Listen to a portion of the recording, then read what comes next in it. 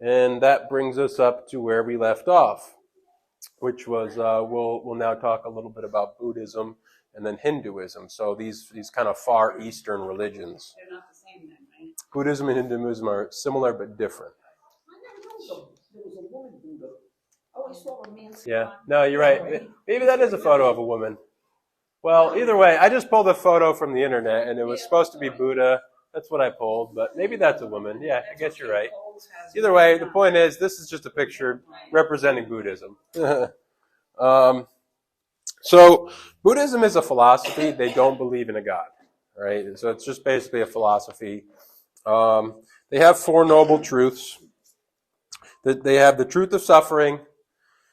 The cause of suffering is attachments. That's the second one. Third, the cessation of suffering is to remove attachments. And four, there is a path to cease suffering.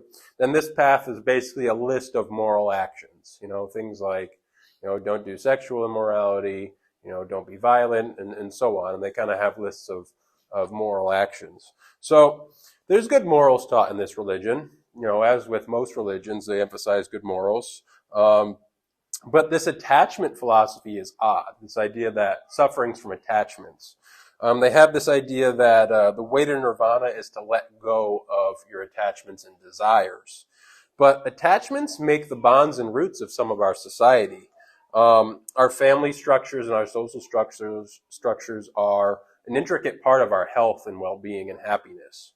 So Buddhism also doesn't answer the issue of natural suffering. So natural suffering is something that's not moral suffering and moral issues, but rather is like health, water, sleep, air, family, social connections, those things that, if you lose your health and if you lose air and lose water, you have issues. And removing attachments doesn't solve that and doesn't address that issue of natural suffering. So those attachments, especially when we're talking morally more to our social structure, are good.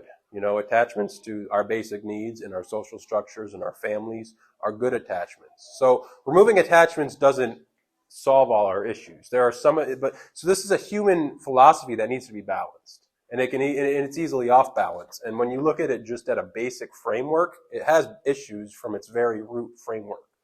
So the philosophy is off balance and it needs to be brought into balance. That attachments are good and some attachments are bad. Some are good, some are bad. That's that. So the way to cease suffering is not to remove all attachments. It's to balance your attachments more than anything. So you've got issues just in this human philosophy. You see it's just a human philosophy. It's not something that has this ultimate truth. And so Buddhists also believe that you're reincarnated.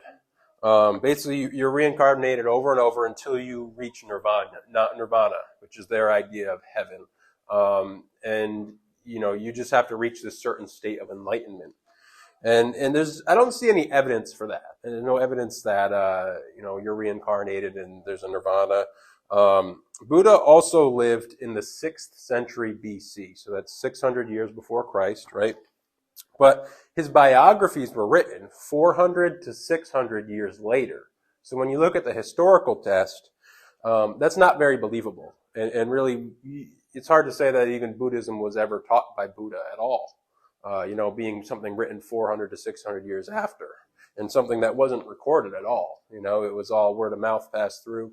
And so, and then you say well, we don't even know if Buddha even existed really. He probably did because people believed in this guy's teaching. So, probably, but you really look at the evidence and compare it to that of Jesus, for example, and there's just no comparison. The reliability of this information is just probably not much from Buddha. In contrast, Jesus' life was recorded by eyewitnesses and recorded within their lifetime. And I trust Jesus because there were prophecies that came before him. And I trust him about heaven because he went to the afterlife and came back. So when you really look at, the historical accuracy, the truthfulness, the proof of the hand of God, the proof of a divine origin, Christianity always comes out on top from our framework of looking at how we test a religion.